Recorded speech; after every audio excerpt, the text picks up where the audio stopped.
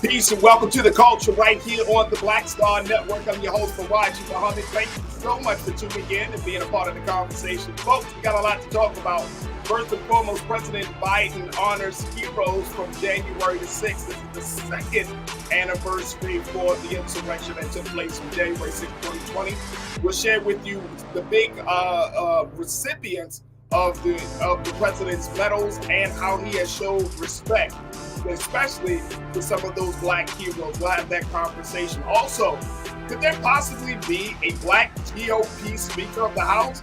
Well, as the Republican Party has ended their 12th round of voting, now there's a name of a black Florida lawmaker who might be a consideration for the post. What? We'll be checking in with Suzette Streets down in Florida to see what's the likelihood of this happening. And then we're also going to be checking in with Sinead Nwankwo to talk about this latest situation. Let me share this with you folks very quickly. If you're looking at the issue of, let me get this, check this out. If Ron DeSantis has now reached out to colleges and universities down in Florida to try to possibly target those schools and those staff and personnel who might be teaching CRT. We'll have that conversation as well. Stay with us. There's a lot to get to. Today's edition of The Culture right here on the Black Star Network. Let's go.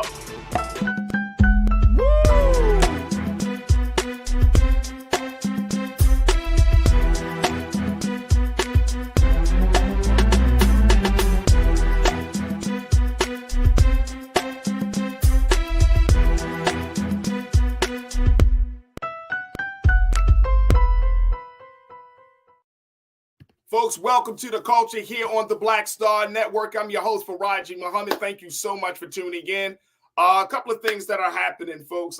First and foremost, we're going to have a special show today. The first hour, we're going to do live conversation. Then the second hour, we're going to switch over just to do some best of conversations, some great conversations that you may have missed from 2022. We'll be featuring that here on some of those discussions here on today's show. So definitely don't check out after the first hour, because you never know what we talked about. You may say, oh, you know what? I wasn't here for that conversation. So tune in for the second hour of the culture here on the Black Star Network. All right, folks, let's jump right in because we got a lot to cover. We're going to be joined in a few moments by our two culture crew members, Suzette Speaks, TV host and attorney out of the state of Florida, and my brother, Sinead Nwankwo, who is a diversity, equity, and inclusion specialist, to talk about some of the big topics. First and foremost, this is the second year of January, since January the 6th, 2020. Y'all remember this, and we've been talking about this the whole year, how there was a white mob, a white group of Trump supporters who essentially stormed the Capitol and tried to stop the certification of the 2020 votes for the 2020 election. Now, since that time, of course, a whole wide range of things have happened, from everything from the January 6th committee to even hundreds of arrests of those individuals who participated in that insurrection attempt. Now, also the biggest things, of course, former President Donald Trump has been, it's been recommended by the January 6th committee that he is officially charged by the Department of Justice for his involvement for inciting that insurrection. Now, today, President Biden took the time to honor heroes of the January 6th storming of the Capitol. He honored 12 Americans. 4 out of those 12 Americans were Black. So let me just share with you very quickly who those individuals were and how the president decided to take time to honor them today. Then we're going to bring in Suzette Speaks and Sinead to get their take on it. But take a look at this. This is a report that our sister April Ryan had put out today, earlier this morning, about how the president decided to move forward in honoring those who decided to say enough was, who made sure that democracy still stays intact on January the 6th. The president said he delivered remarks and he honored some of those heroes on January 6th insurrection on the second anniversary. The 12 honorees, 4 of whom are Black, will receive the Presidential Citizens Medal, one of the nation's highest civilian honors.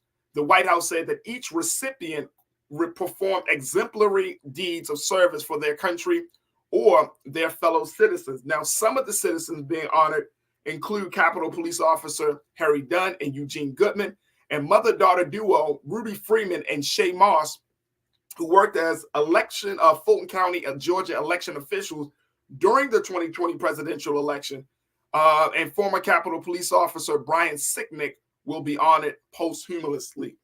I want to bring in Suzette. I want to bring in Shanadu to talk about this. This is the second year, and I want to get their take on how the president is moving forward and honoring, especially those Black folks who said that they were going to do their part to uphold democracy. Suzette, Shanadu, good to have y'all here on Friday. I'm really excited about today's conversation. Good to be here. Happy Friday, everybody. Happy Friday. This is not how you say Suzette. Happy Friday. Absolutely. Got to bring some joy. I got to bring some joy in this world. Let's talk about this. First and foremost, the president decided to honor 4 out of 12 Americans, 4 Black Americans during today's ceremony, Suzette. Why is this significant? You know, and I'm not saying it to be crazy, but I'm just saying, like, this is, we know what, like, Eugene Goodman, he was the security officer that kind of led the way, which was the craziest situation I probably ever seen on TV, where you got this mob of like white Trump supporters who were calling for people to be killed. And then this like Black officer, Capitol Police officer, is like, oh, y'all want to kill somebody? Follow me. Mm-hmm. And then it's like, he leads them. And I mean, I'm telling you, and when I first saw this video, Suzette, I said to myself, this man got the armor of God protecting him. Because we don't know how that situation could have played out. And I'm being dead ass serious. Like, I was like, they see him and they might automatically think, oh, okay, he's one of them. But nothing happened to him. Yeah, this is an amazing kind of time that we're in, Farajii. First of all, I want to send my deepest condolences to everyone who is still affected by the January 6th insurrection. When we look back, and I'm glad President Biden is taking a moment out of his schedule to mark this occasion. It's easy to forget how incredibly outrageous, painful, non-patriotic this day really was. And what really strikes me, Farajii, is I'm watching the vote for the Speaker of the House, is that many on the far right who participated and really encouraged the behavior of the overthrow, literally, of our government 2 years ago today, is that so many of them are seated in our U.S. Congress and are really influential right now, even in the speaker election. So I'm glad we have at least a side-by-side moment to reflect on what actually happened, that we are getting to see so many of these heroes honored the way they should be, and that we never forget. We are still in the midst of having several hundred people prosecuted for their roles. And I think Merrick Garland and the Justice Department has said, be patient. We're using all of the means of the Justice Department. And of course, there are a lot of super sleuths that are watching these videos from 2 years ago that are helping law enforcement track down people so that they are held to account. But I think it's a wonderful way of remembering a really dark day, but at the same time, recognizing some of the unsung heroes of the day. Oh yeah, absolutely, and I totally agree with you on that. Shanadu, what's your take on this? I mean, when we talk about January 6th and what happened, we talk about racism, we talk about white supremacy. We don't really have a conversation about those Black folks who stood up to all of that on that particular day. And then in the case of like the mother and daughter duo down in Georgia, how they, I remember hearing their testimony from the January 6th committee, where they said they experienced so much harassment, death threats. I mean, they were attacked because of simply doing their job. So, can you give us some context as to why this is an important day for Black America just as much as it is for the rest of America? Ooh, well, it's an important day. It's very funny. On my neck, I have I don't even know what to call this, an ID. I was just at the Whitley Plantation here in Louisiana. So it's which is another place where white people do crazy things. So it's a historical thing. But I'm going to leave that there. As it pertains to a good day in Black America, I would say so, because the Presidential Medal of Freedom, although it's an auspicious honor, I don't want us to get lost in the pomps and circumstance of giving those. Are you going to make sure that these folks have health care for the rest of their life, even if that they have mental health taken care of? I don't even know if these people will be able to go back to work. They won't. These people were attacked in their own country by their own countrymen. That could do a lot of psychological damage for these folks.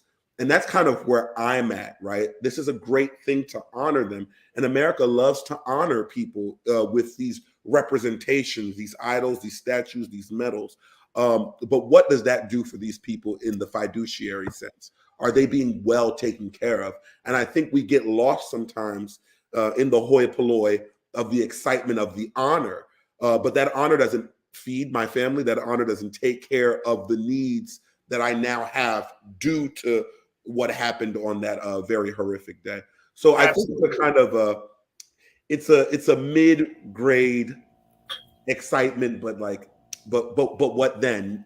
Do you give me this honor and now you feel like that is all that has to be done to represent what I and or those folks and their families, what they're going to go through forever? You know? No, and I think that brings up, a valid point around the situation, because it's like we do have a lot of conversation about, we do love the pomp and circumstance of things, but when it comes down to the substance, to the meat and potatoes, you're right.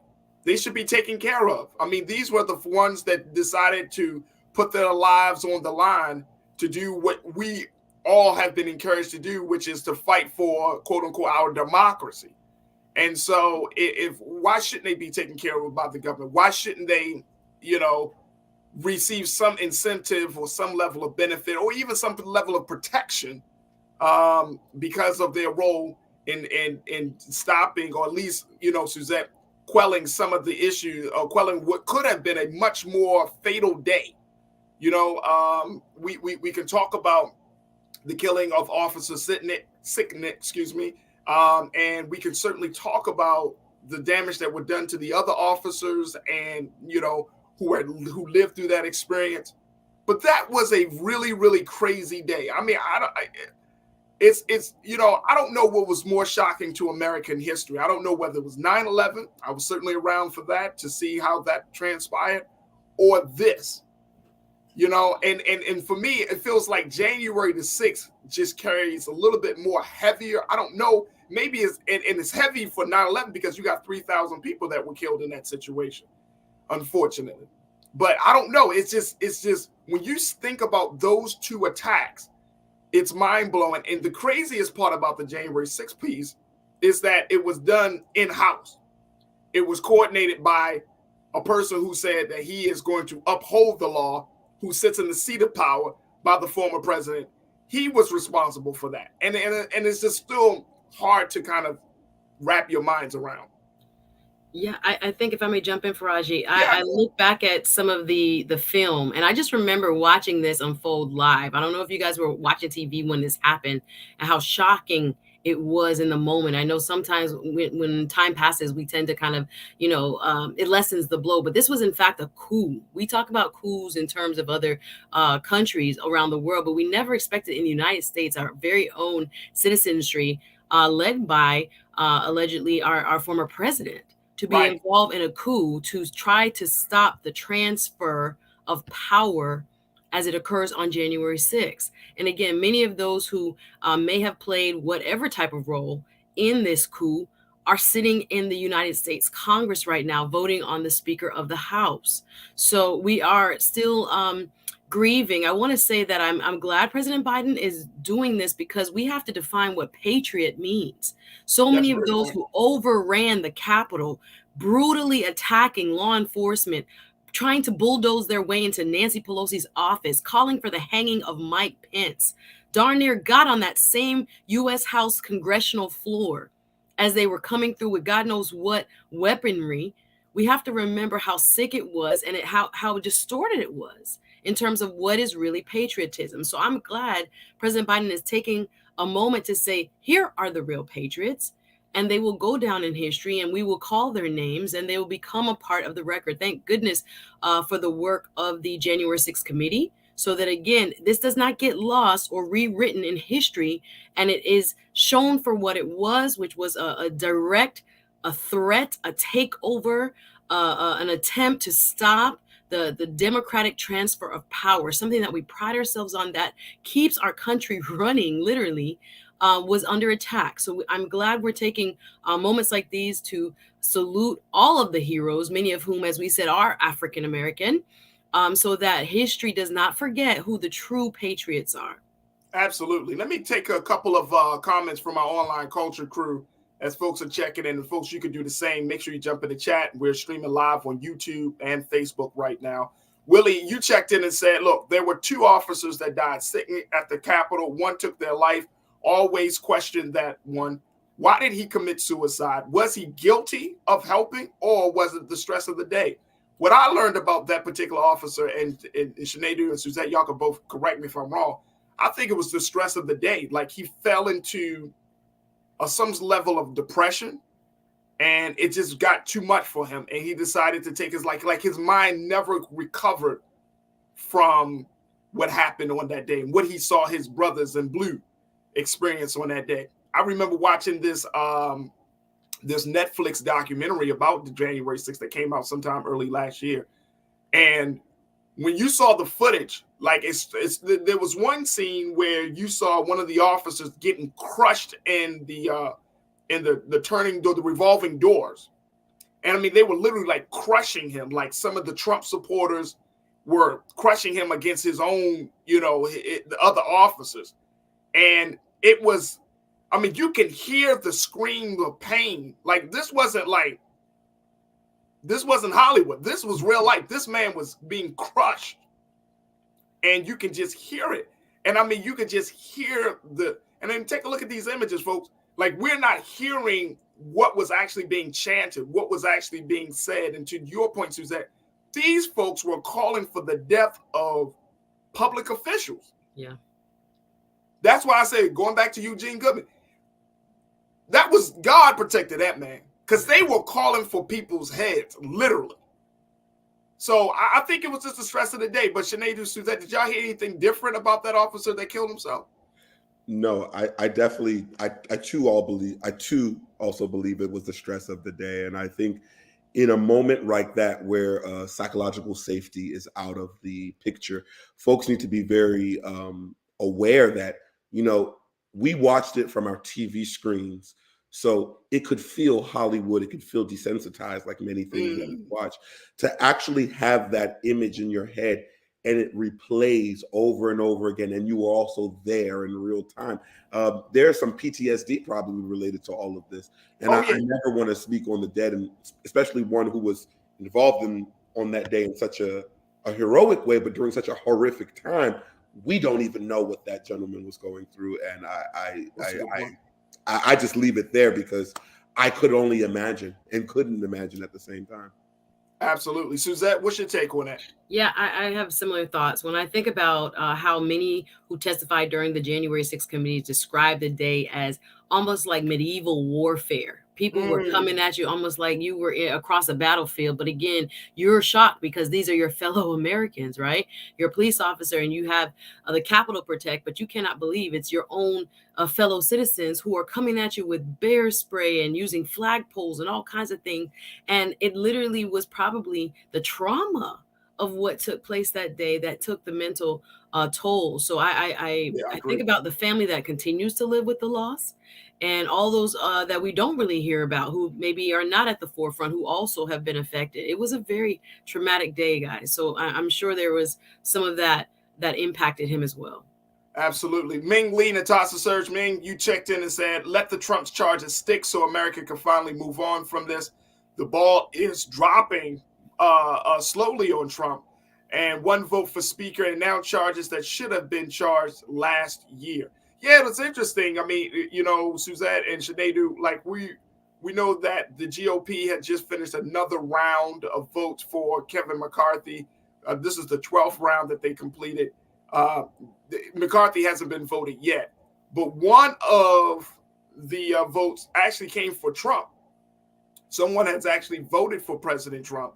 And so because Matt Gaetz of Florida, Matt Gaetz, that's it. Your least favorite congressman out of Florida, the sex offender. But people there's been like a rumor saying that if Trump didn't run for president, that he should be voted for the House Speaker. And it's a rumor, but Matt Gaetz decided to see if he could kind of get the ball pushed. But I think at this point, the GOP is kind of moving on from Trump. I really feel like they see after this midterm election, they saw the damage that he done. I mean, then it's not a moment of clarity. They definitely haven't gotten an epiphany, but they have. I think they're moving away from Trump and his brand of conservative politics, because it's really, really hurting them. But it's interesting. It is interesting. To your point, Ming, you bringing that up. I think we're starting to see the breakdown of Trump. Suzanne, am I wrong in that? I don't know. I think you still think he's Teflon Don? I think there are people who are reading the tea leaves a little bit differently than us. There are people that are looking at it on the right, saying that if we only had more true MAGA people, we would have won the midterms, instead of saying this is a rejection of that type of so-called policy platform. So right. You have some that are pushing in the direction of Trump, saying that, when you are more moderate, or when you do not have these type of very hardline, far right, almost radical politicos, on the tickets, on the ballots, that people are not going to show up, people are not going to be responsive. So I think there's a secondary interpretation that many on the far right, again, who are wielding power right now as we speak, in the vote for the Speaker of the House, saying to the centrist, and again, Kevin McCarthy is not even really a centrist. He is actually a hardline conservative, but because there's so many people to his right, it seems like he's more moderate. But yeah, they're saying to them, no, more of Trump would actually help our party become more energized and hopefully win in 2024. So I think there are those who disagree with that, but the loudest of the Republican Party right now seem to still be on his bandwagon, in my opinion. Oh, yeah. Sinead Corinna checked in and said, look, I wish the president of the United States had the skill of tying it all together. Damn. She said this real-time civics lessons demonstrates the GOP's lack of capacity to govern effectively and is a magnifying glass to their agenda. What's your take on that, Sinead? I'm trying to take it. I'm trying to take that. That was a. that was. Look, man. It is from Corinna, so I'm not expecting nothing less. Corinna always got to drop something heavy. Listen, I think we all have to be very, very careful. I think, as I've said before, I think the GOP is not done with Trump. No, they're done with Donald Trump, but they're not done with Trump-isms. I mean, look at the surrogates that he still has in there that are spewing the rhetoric. And what's scary is, Trump wasn't that smart, but the folks who he have, who are still in there are actually well educated. Hey, let me ask you, because we're going to have to take a quick pause. But how can a person so smart be so dumb? That's America. So there's an island saying that it's better to be lucky than good sometimes. I'm just saying. Okay. Okay. I got some other thoughts, but this is a family. No, we got to break. We got to take a pause. But I always wonder that. How can you be so smart yet so dumb? You got all these degrees, you got law degrees, business degrees, and you follow a man who hasn't even really shown that he's qualified to be in a position. How can you be so smart yet so dumb? Look, we got to take a quick pause. Let me just do this. Let's shift gears. Let's talk about the Speaker of the House situation. Let's talk about that. Let's talk about the fact that you got a black a Republican who is being eyed for the position. Can we talk about that? And they're coming out the state of Florida. So I know Suzette is happy. We're going to have that conversation up next. Stay with us. It's The Culture here on the Black Star Network.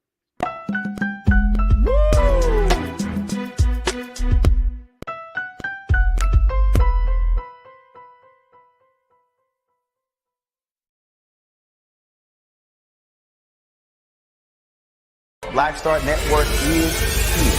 Oh, no punch! I'm real revolutionary right now. Thank you for being the voice of Black America. All momentum we have now, we have to keep this going. The video looks phenomenal. See, there's a difference between Black Star Network and black-owned media and something like CNN. You can't be black-owned media and be scared. It's time to be smart. Bring your eyeballs home. You dig? When you talk about blackness and what happens in black culture, we're about covering these things that matter to us, speaking to our issues and concerns. This is a genuine people-powered movement. There's a lot of stuff that we're not getting. You get it, and you spread the word. We wish to plead our own cause. Too long have others spoken for us. We cannot tell our own story if we can't pay for it. This is about covering us. Invest in black-owned media. Your dollars matter. We don't have to keep asking them to cover our stuff. So please support us in what we do, folks. We want to hit 2,000 people, $50 this month, raise $100,000. We're behind 100,000, so we want to hit that. Y'all money makes this possible. Checks and money orders go to P.O. Box 57196, Washington, D.C. 20037-0196. The Cash App is $RM Unfiltered. PayPal is R Martin Unfiltered. Venmo is RM Unfiltered. Zelle is roland@rolandsmartin.com.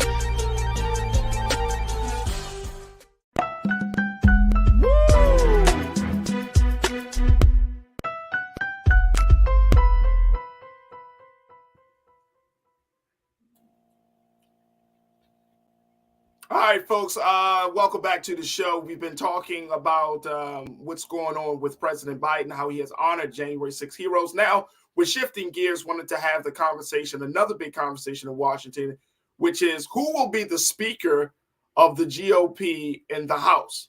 Who is going to be that person? As we know, there has been many, many rounds of voting for Kevin McCarthy, who has not yet secured the leadership post. Now, the word is they just adjourned until 10 o'clock p.m. Eastern Standard Time today. So that's another round of voting where Kevin McCarthy has not been chosen. But there is another name that is coming up in the conversation as a possible alternative. And this is the name out of Florida. He's a congressman. And I had to talk about this guy, especially because I got Suzette on the panel. A black GOP representative by the name of this guy here. It's hard to talk about this guy. Byron Donalds. There we go. Byron Donalds. Yes. There he is, folks. I didn't even know this guy existed until I started seeing his name in these conversations. Byron Donalds, he is emerging as a GOP alternative to the House Speaker. Sinead can't even get himself together. It must be Friday. He can't even get himself together.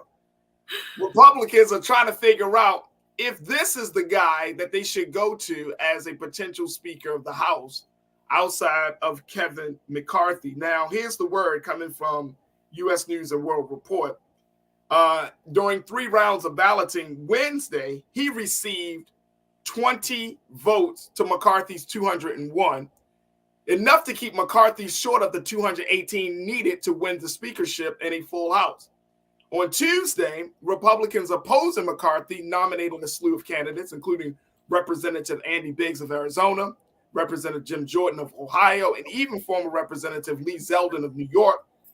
Donalds joined the insurgent Republicans on the final vote Tuesday, switching his vote from McCarthy to Jordan. So he's looking to put Jim Jordan into it. Here's the other part about this, folks. Let's go to quote number 2 from this. This is interesting. Representative Chip Roy of Texas was the sole member to vote for Byron Donalds for Speaker on Tuesday before subsequently supporting Jordan. In his Wednesday speech nominating Donalds, Representative Chip Roy said the sophomore represented a move towards something different, both for Washington and the Republican Party. Y'all check this out. Check out what Mr. Roy said. He said, here we are, and for the first time in history, there have been 2 Black Americans placed into the nomination for Speakers of the House, referring to the Donalds and Democratic House leader Hakeem Jeffries. He said this, y'all. This country needs a change. This country needs leadership that does not reflect this city, this town that is badly broken. Donalds is currently one of only 4 Black Republicans in the House.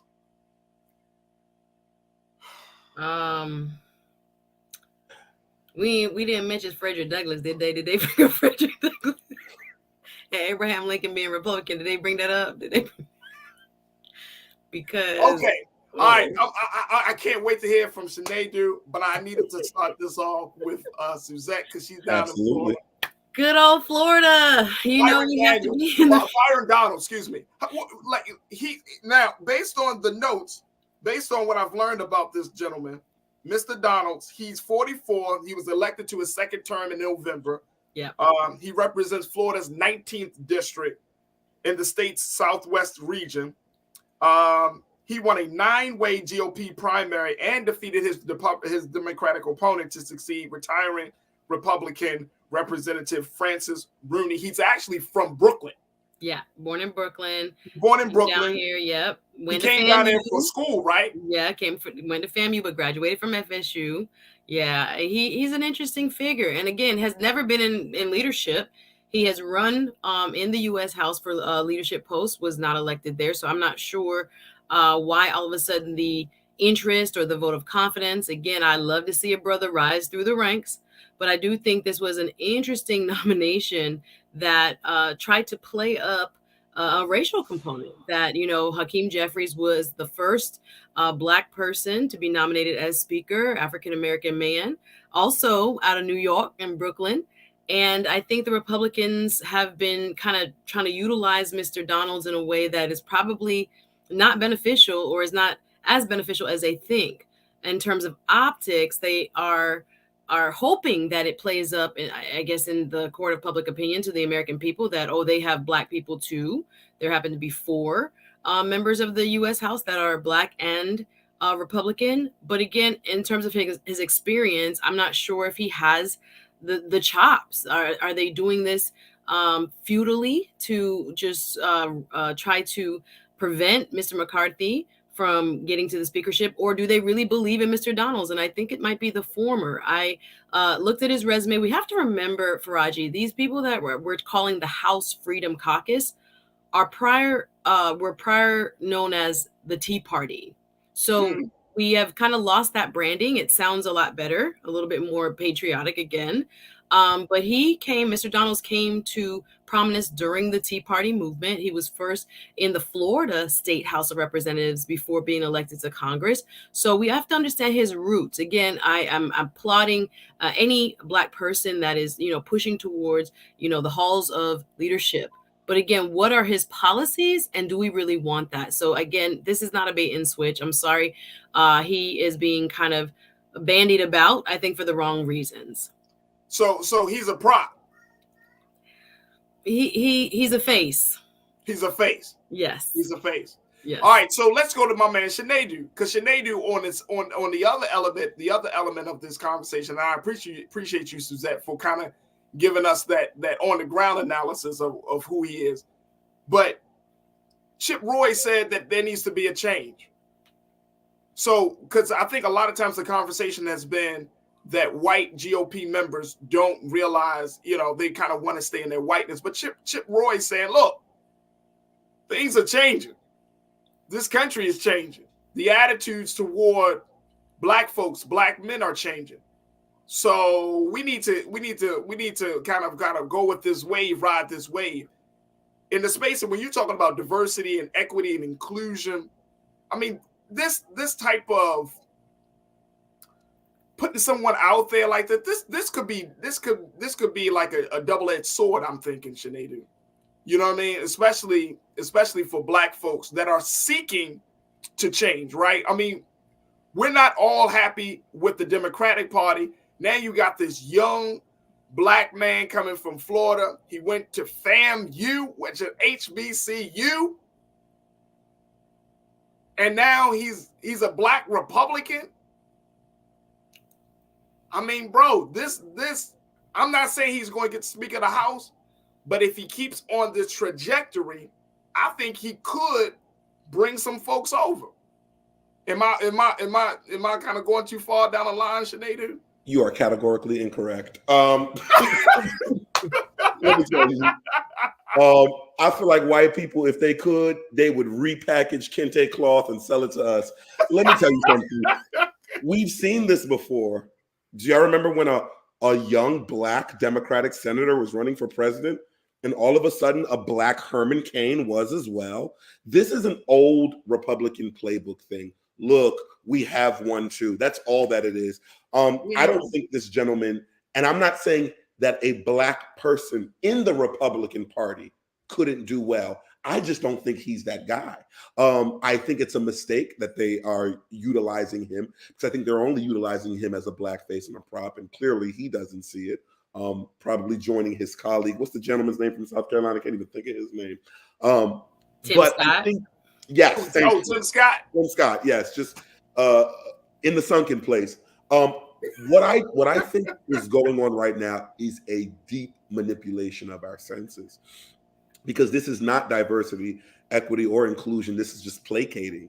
You're putting a face there, because if not, you're bringing him up on the 9th hour. You're not talking about him any other time.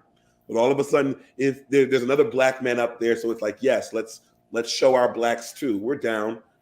We're down with, He said, let's show our because that's exactly what it's eliciting. And I have Blacks over here, guys. We have Blacks. We have Blacks too. And I would like to think the best for the GOP. I would, but it's just the way that this is done. It's very disingenuous. Well, I mean, obviously, but here's the thing. This is always what I thought is interesting about figures like Tim Scott or now Byron Donalds and any other, Herman Cain. It's like they don't care that they're being kind of paraded out to the front, you know what I mean? Or they're being used. And it's like, how do you go to sleep at night? How do you reconcile that in your mind? And I'm wondering, Suzette, in the 19th district down in Southwest Florida, are there Black people that are like, hey, yo, bro, what's going on? What's up with all of that? Are there Black folks that are checking him and say, bro, I thought like, is that happening?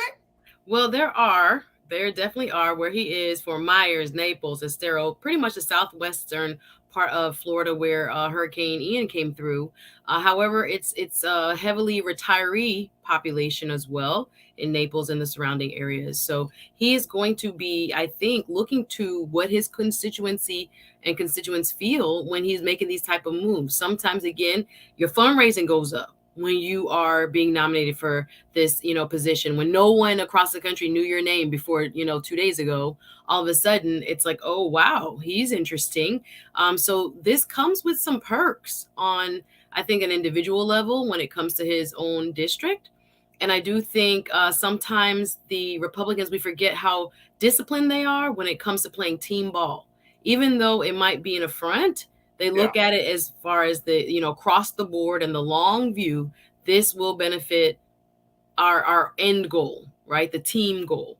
So if he feels like he was kind of, buttering up to the radical right, and that will help him in his district, then okay, he's going to, get his 5 minutes of fame, and it might help him with fundraising and maybe with reelection.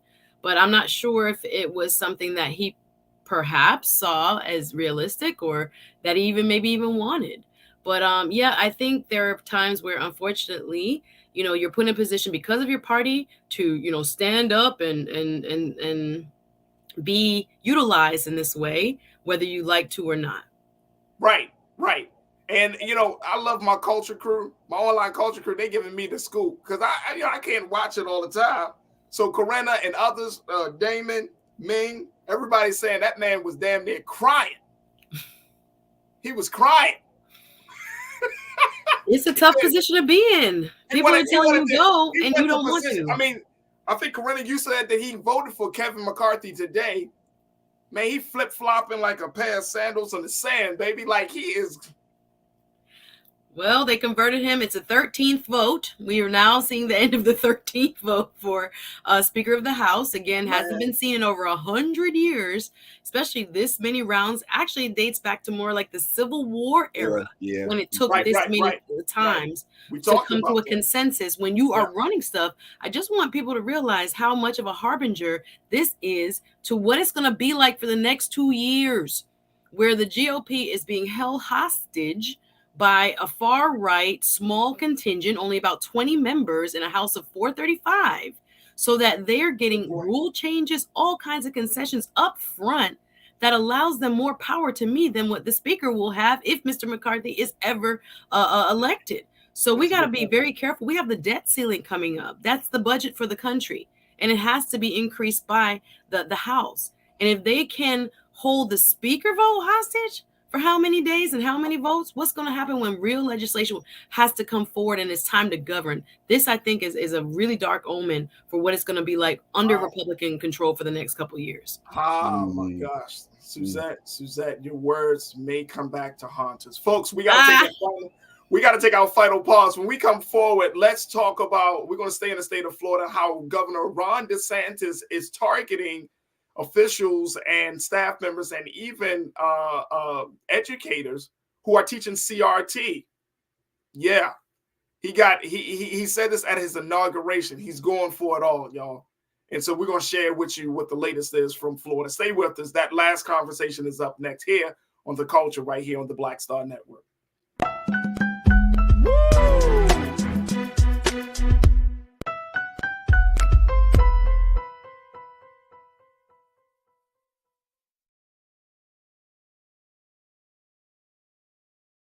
I'm Deborah Owens, America's Wealth Coach, and my new show, Get Wealthy, focuses on the things that your financial advisor and bank isn't telling you, but you absolutely need to know. So watch Get Wealthy on the Black Star Network.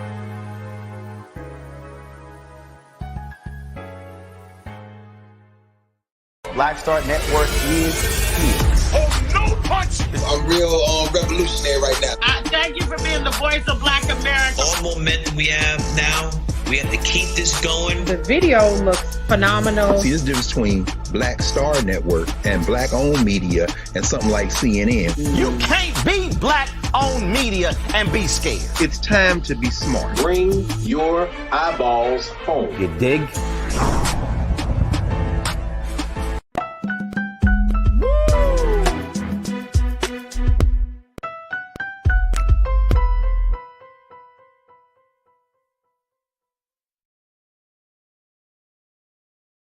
All right, folks, for our final conversation for the first hour of today's show, let's stay in the state of Florida as Governor Ron DeSantis is now taking aim at educators and staff in schools that promote CRT. Here's the latest from Florida, folks. Take a look at this. He wants colleges around the state to produce a detailed list of all personnel, programs, campus activities, and funds associated with critical race theory and diversity initiatives. According to Mr. DeSantis, he said, we must ensure that our institutions of higher learning are focused on academic excellence and the pursuit of truth, not the imposition of trendy ideology. He said this at his second inauguration that happened earlier this week.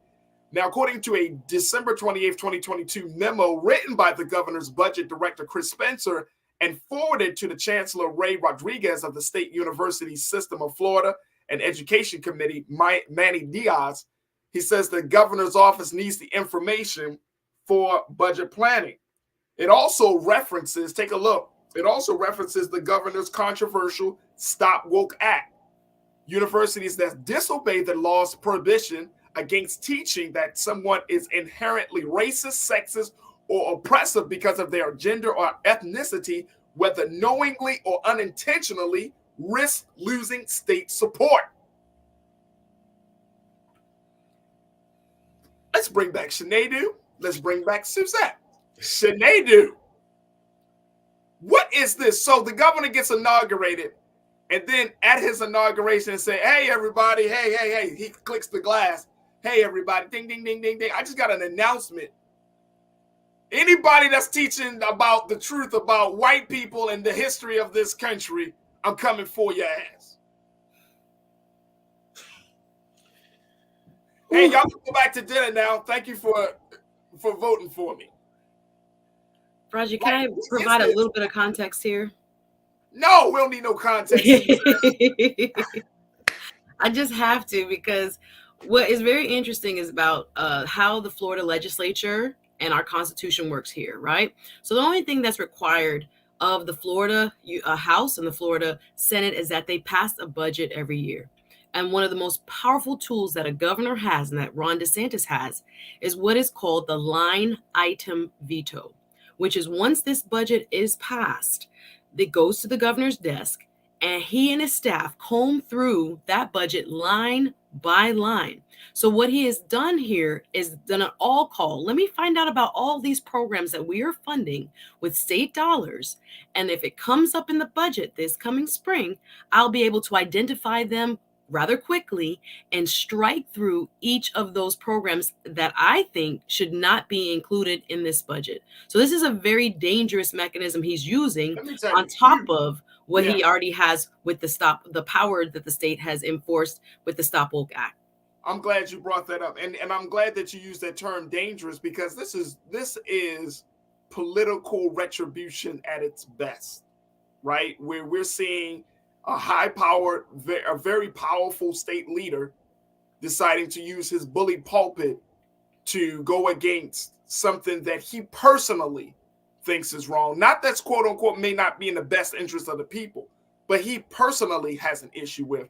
And Shanadu, I want you to give us some context. If the governor is moving unilaterally in this direction, what does the conversation around diversity and equity and inclusion look like, especially in these institutions that are already being scrutinized because of either their involvement in the transatlantic slave trade or their hiring practices or their enrollment practices? This puts those institutions, those personnel, those programs in a very, very tight spot. I think our president needs to get the South under control, because they're showing very much secessionist vibes yet again. It's very, again, like I said, I was just at the Whitley plantation here in Louisiana. It's very scary on what I'm seeing, because when you're denying the history of something existing, especially in this day, we live in the day of algorithms and Google, where what shows up first is the truth. And when we try to diminish facts and information of what has happened, not only does it take away from your diversity, it leaves room for inclusion, where now inclusion becomes an option rather than something that is needed. I think what Ron DeSantis is doing, and he's not alone, is very dangerous, because if at all he is successful, Greg Abbott, the Kemp will all be behind them in their states doing the same thing. And that's crazy. And I think there should not be, the issue that I have with what he is doing and what the Republicans are doing is that they're weaponizing a good thing, like the word book or whatever. CRT is literally just talking about history. Do y'all want us to say it in another way? We're just talking about history, more or less, history in which your ancestors propagated. Now, if you have an issue with what has taken place and what is said in the history, then you go to your altar and you repent to whoever you believe in on what your people have done. But what he is doing is, I think it's actually illegal. I don't even know if the Department of Education, if they will allow him to go forward and do some of these things that he is doing with these institutions. And Suzette may be able to give us I can jump in. Mm-hmm. Yeah, please. But I think this is illegal. And I think that is the point. Yeah. We are in a space where Republicans are skirting the law, and it's just passed off as if it's nothing. First, it's with the January 6th, and then it's with saying that this is fake news. And this, I think this isn't funny anymore. This is actually getting very scary, because what happens to our HBCUs or our HSI? That's a Shanadu, and I'm Willie Frazier, my guy Willie. You said the same thing, that the governor is looking to defund HBCUs. Suzette, if he opens the door with PWIs, liberal PWIs, let me just be very clear. If he opens that door, if he's going after these liberal, colleges and educational institutions that teach him this, then HBCUs, and Florida has a number of HBCUs. We might be seeing some HBCUs possibly being shut down as a result of this. Am I jumping too far ahead? No, you're not. No, you're not. There are so many parts of this that are moving, again, since just 2021, spring of 2021, when Ron DeSantis went ahead and signed this legislation. Remember, woke is an acronym. It says wrong to our kids and employees. So within the language of this law, it prevents, I'm just going to read it so people have a clear understanding, inherently racist, sexist, or oppressive, whether consciously or unconsciously, thoughts about race, gender, or national origin, or that a person prevents you from teaching that a person bears personal responsibility for or must feel guilt or anguish or any other form of psychological distress over actions committed in the past by members of the same race, gender, and national origin. So when we think about this, we just had November of 2022, an injunction by the Northern District of Florida. The chief judge up there, Mr. Mark Walker, just entered an injunction, a temporary stay against the Stop Woke Act, right?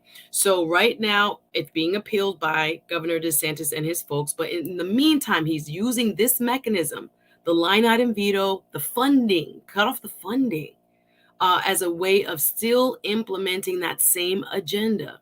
And if we've already had such a cooling effect across, I'm talking about from elementary schools to middle schools. I was just researching about what is happening on college campuses at UCF alone. Right after this was passed last July, they removed all mention of anything anti-racist that was put into mission statements of departments that were added in 2020 after the George Floyd uprising. Now it's being tied to tenure, in tenure contracts, not being in any type of default of this type of a law for you to even get tenure. There are classes at UCF, University of Central Florida, that were canceled this fall that have to do with race and gender because professors were afraid to teach them. I had just heard about this morning, a lawsuit that was being filed in Palm Beach by a father who says his teacher of his, I think it was an elementary school child, had an LGBTQ flag, a pride flag in the classroom, and how that infringed upon his religious right and also the law according to the Stop Woke Act. So Ron DeSantis has made it very clear what his end game is, and he's used the Florida legislature that is predominantly Republican skillfully, but hopefully we can get some reprieve vis-a-vis this injunction that was filed back in November. Again, it will be appealed, but again, it's very interesting. Read the Time magazine article about this injunction. So hopefully we'll see what the appellate court says about the maybe illegality of Stop Woke in terms of the First Amendment it infringes upon, the 14th Amendment it infringes upon when it comes to your freedom to deliver educational references that are accurate and true. So we'll see how it becomes, contested in the future. But it's a very serious problem here, and it's serving as a blueprint for others.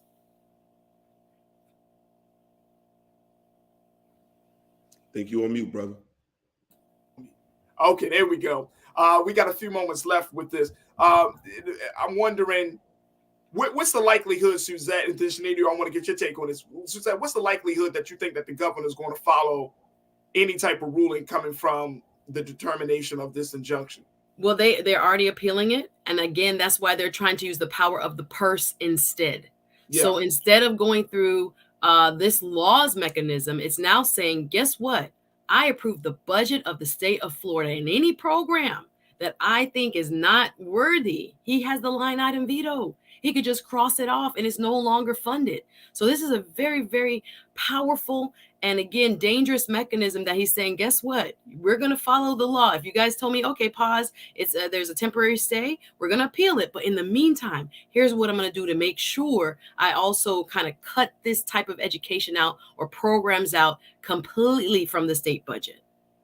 Sinead, this is like you mentioned, this is dangerous. This is going down a very, very slippery slope. What reprieve do Black folks and marginalized communities in the state of Florida have at this point? We got Sinead. I think you're also muted, brother. You're muted as well, bro. Can you hear me now? Yep. Okay. I hate to say this. We don't have much reprieve. This is not new to us. We know what it's like to be silenced, unfortunately. But just like our ancestors, none of this should stop anything that we do. None of this should stop our zeal to educate ourselves and to make sure that we are educating one another. I think this is the time for those trusted, and I'm saying trusted, historically trusted Black enclaves to step up. This is the perfect time for the church to step up, right? Because where we are right now is very dangerous. It's the seizing of information, the absolute abdication of reality, of truth, and using federal dollars or state dollars to make sense of that. And that's not new. We've seen that before through many governmental policies. I think this is time, if any time in the future, any time in the past hasn't been a moment, this is the moment for Black folks to get your information, get your knowledge, and make sure that you are giving it to your fellow man, your fellow woman, and more importantly, teach your kids. Let's stop saying they're too young. It's time for us to tell our kids, because that is part of the problem where a lot of our young folks aren't getting this information from their families, because it's like, oh yeah, they're too young to understand. We are under attack. Yeah, it is. Truth is under attack. History is under attack. Absolutely. And if we are not arming ourselves with knowledge, we will fall foe to this prey. Absolutely. Very quickly, I want to get a couple of comments in. Karen, you checked in. Karen, my sister, you said this is a hateful, hurtful, and harmful. Denying the truth about the history of racism doesn't change the fact that it happened, and will encourage a new generation of racists with false ideology. Absolutely. Absolutely. And then Shalinda, you said, and thank you, Karen. Shalinda, you checked in and said, look, this is not only dangerous, we are living in perilous times. Scary. We must protect our own in the state of Florida. Absolutely. So we will certainly keep our eyes on this situation. But Ron DeSantis has already started off his second term on a very, very dangerous path. And folks, if you're down in Florida, that means you got to get involved. You can't just wait until election time. You got to get involved right now. I want to thank our two dynamic culture crew members, Suzette Speaks and Sinead Wakofor. Suzette, y'all make sure y'all check her out on her show that streams on YouTube. She puts out great content, and I just love and appreciate what she brings here to the culture. So Suzette, thank you again for taking time out on a Friday to be with us this afternoon to talk about these issues. And my brother Sinead, thank you so much, bro. I always appreciate your insight and what you bring, man. Y'all two are dynamic, man. I might have to pay y'all up more often. Listen, I love being on with y'all up more often, man. I do too. This is enjoyable. Thank you both very much. Great discussion. Absolutely. All right, folks, that's going to do it for me. Make sure that y'all continue to show support for the work we're doing here at Black Star Network. Y'all can go to our website today at blackstarnetwork.com and do the great work there. Make sure you also follow us on our social media at Black Star Network on IG and on Twitter as well. And follow me, Farajii Muhammad. You can find me at The Real Farajii on IG, and you can also follow me on Twitter at Farajii. Stay tuned for the second hour of the show. We got some best of conversations that you may not have seen over this past year, conversations that you missed, but conversations that are powerful without a shadow of doubt. So stay tuned for that. I appreciate you for tuning in this Friday, and God willing, we'll have a full show on Monday next week. So thank you so much for tuning in for the first hour of the culture here on the Black Star Network. Folks, Black Star Network is here. Oh, no punches! I'm real revolutionary right now. Support this man, Black Media. He makes sure that our stories are told. Thank you for being the voice of Black America, Roland. Stay black. I love y'all. All momentum we have now. We have to keep this going. The video looks phenomenal. See, this difference between Black Star Network.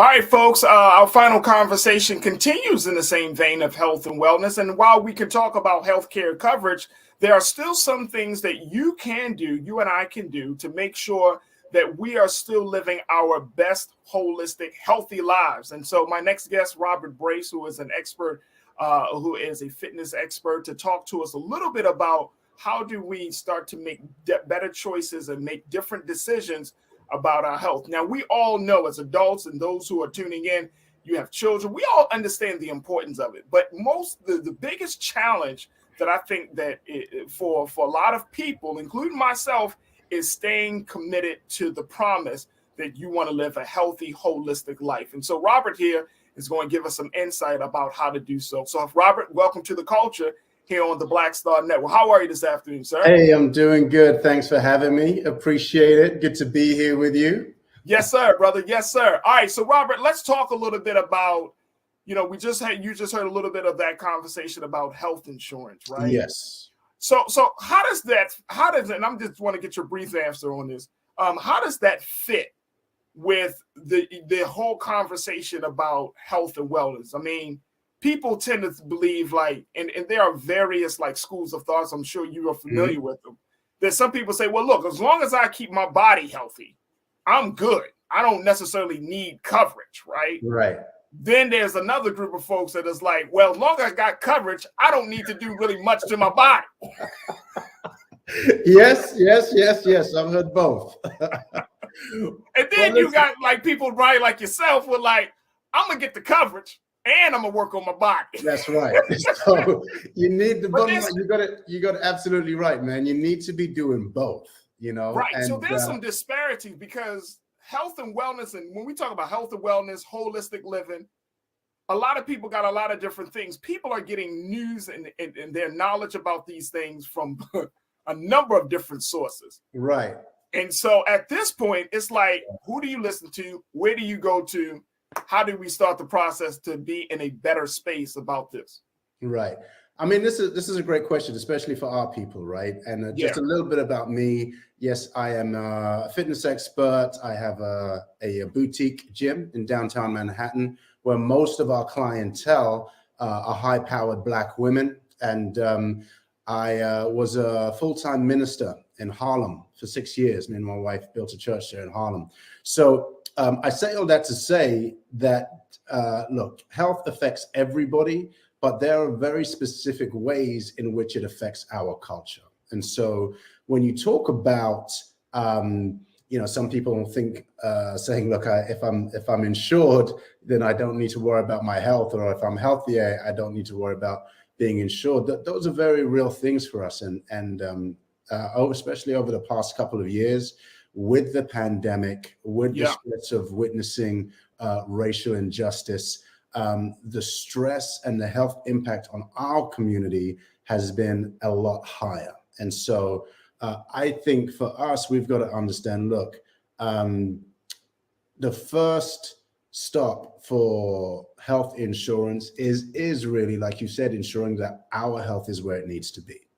And in terms of thinking about that, and I know you were alluding to the new year as well. Yeah, we've got to start. Everybody has to start by thinking about what does wellness mean for them. And what I mean by that is, what does it mean for you to be well? Not just physically. We know the physical part, and the physical part I can get to, but there's mental stress that we face day to day, whether that's stress from your job, your relationships, stress just from watching the political and social scene that is happening right now. How are we dealing with that? How are we having conversations about that? And so, we take a mind, body, and soul approach. So that would be mind, right? What are you thinking about? What are you letting into your mind? What conversations are you having? How are you being affected by the news? And how are you processing that? And then the physical body, but also the soul. And when I talk about soul, obviously there's the spiritual, ethereal soul, but I'm talking about soul level qualities. Like, do you have love in your life? Do you have peace in your life? Do you have a sense of purpose in your life?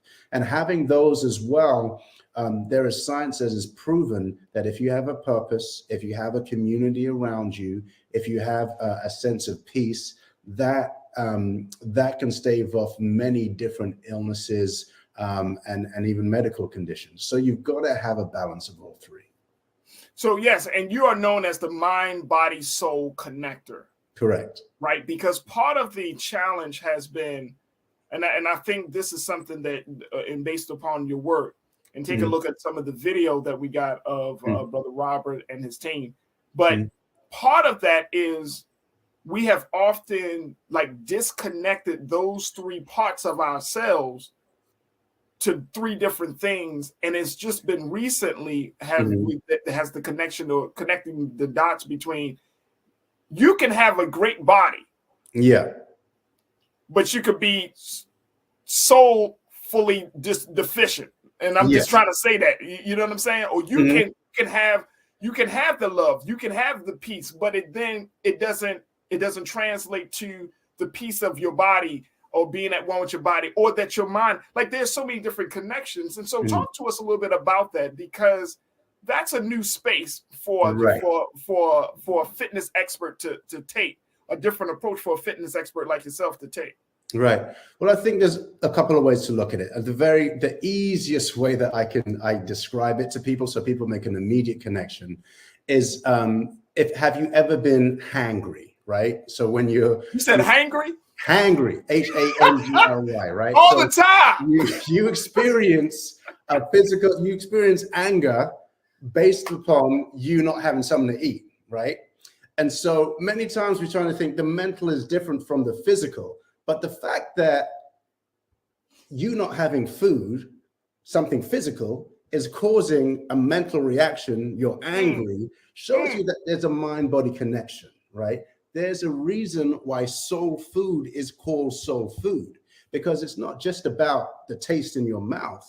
It's about what it does to you internally, the memories you have, the connections you have. If you want to go even deeper, you look at our history with food, right?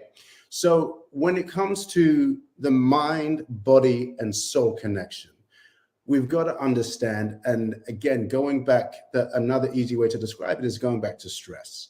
If you are stressed, and when we talk about stress is any unresolved negative emotion, right? So if you have an issue in your marriage that's not resolved, that's stress.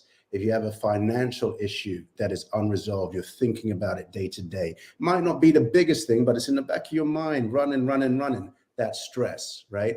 If on your job, there's that boss or there's that coworker who's always, nagging you, all of that's called chronic stress. It's the day-to-day stress that is in your life, right? And Brother Robert, how do you carry that? I want us to kind of emphasize that, right? Because many of us may wake up feeling anxious, nervous. Many of us may wake up feeling angry. Many of us may wake up feeling tired. Right. We wake up feeling fatigued, right? So are these signs of that chronic stress? I think your question is excellent, because it's right along the lines of how I make that connection, right? Because those things we've talked about are chronic stress. Now, how does that affect us in our bodies? Because sometimes we can think, suck it up, move on. This is life. Life is tough. Come on, man. Right? We black people, man. Right, Come exactly. On, we've been through tougher things than this, right? So what am I crying for? Right. Here's the thing. When you're stressed, right, the body takes away blood from your gut, because you're in the fight or flight response, right? So when you're stressed, back in the day, if you had to run away, and our ancestors had to run away from a bear or something like that in the woods, the body would flush your blood with sugar and energy so you could fight or you could run, right? Now, when the danger is gone, your body comes back to normal. But now we're not running away from lions or bears. The body responds the same way when we are stressed about our relationships, our finances, or whatever. So to your question, what happens then is the body will increase cortisol, right? Cortisol is part of the stress response, releases more sugar into your blood, except you don't have to use that sugar because you're not fighting or running away. That sugar stays inside your body. It can cause inflammation. It can cause early onset Alzheimer's. It can cause heart disease, right? That's just from stress. When we're stressed, the body takes blood away from the stomach and puts it in your extremities because you're supposed to fight or run away. So it's taking blood from your internal organs and putting it into your muscles. That's when we start to get stomach issues, irritable bowel, because there's less blood going to our digestive system, right? When the body's brilliant because it's like, again, trying to give you the energy to fight or flight, right? So fight or flight means you probably shouldn't be sleeping right now if you have to fight a lion or a bear. So your sleep patterns get affected. Your reproductive health gets affected. And so we may think, let's just suck it up and move on. But in doing so and not addressing the stress, we've already talked about reproductive system. We've talked about your stomach. We've talked about inflammation, putting on weight, Alzheimer's. This is how your mind and what you're going through affects your body. Now, the good thing is, when it comes to movement and exercise, right? And I want us to get out of, because sometimes, you know, someone like me comes on and starts talking about exercise. And if some people have seen some of our results and what we do, they're like, oh, that looks way too intense. Yes, there is that part of exercise, but I'm talking about moving so that you sweat, so that you stretch a little bit, so that your heart rate is raised. As soon as you start to do that, the body releases serotonin, right? It's the body's feel-good hormone. You start to feel better. If you had a workout and you walk out of the gym just feeling a little bit with a little bit more energy, that's the serotonin working, right? So that's a little sense of joy. You move, it increases the prioritizing function of the brain. So if you eat too much, work too much, it helps you make better decisions and handle any kind of extreme behavior.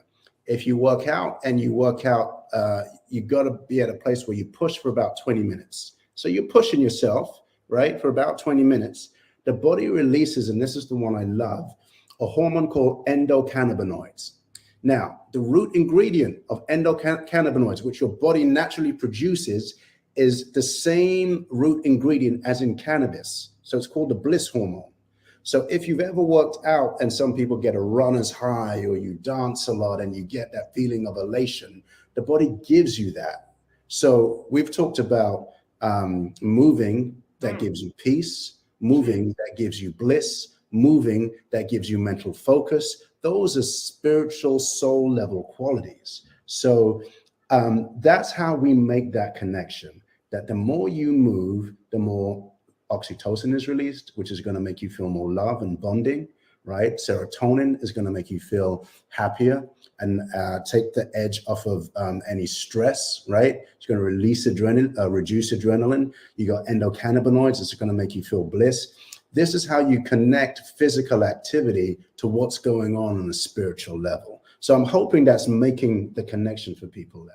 It's making a lot of sense, Brother Robert, a lot of sense. Look, we got to take a quick pause. When we come forward, more conversation with mind, body, and soul connector Robert Brace. And I'm also going to get your questions and comments as part of the discussion. Folks, we're talking about how to live your best life holistically, and you have to focus on your mind, your body, and your soul. We're doing that with Robert Brace and you. So stay with us. More of this conversation up next right here on The Culture on the Black Star Network.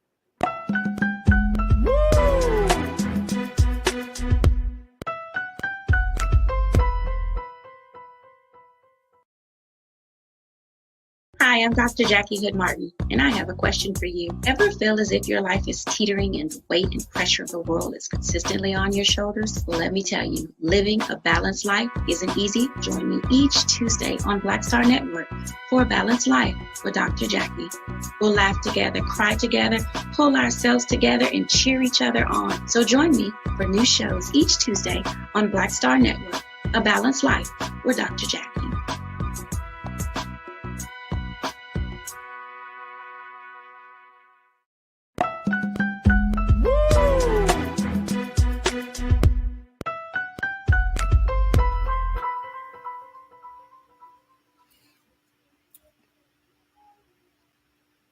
All right, folks, we've been having a conversation here about how to live your best life holistically, and we've been talking to mind, body, soul, connector, and fitness expert Mr. Robert Brace. Brother Robert, again, thank you so much for your time. You dropping some jewels, brother. You're dropping some jewels and making the connect. I'm serious, because as I'm listening to you, I'm like, damn, man, like, so much is on our minds nowadays, right? And so this type of understanding, it empowers you. Like, first you become very critical of yourself, like, damn, I should be doing more for myself. I should be doing more for my health. But then once you get past that, you start to feel empowered. Like, at least I have the information, the knowledge, starting with some starting knowledge. Right. So let's just focus on that for the final few moments where we're together, Brother Robert. What would you recommend for people to start living a little bit better, especially we're coming around the holiday season, and this can be, depending on your experience, the holidays can be full of joy or can be full of anxiety and pain. Yeah. So how do we start to implement some of these ideas? Okay, I think because we've got a little bit of time, I want to give your audience the best possible nugget that they can take away. Please, especially because you just hit on something that happens a lot. We hear this information and we can kind of, like you said, get down on ourselves, critical. I should have been doing this. Why haven't I done it up until now?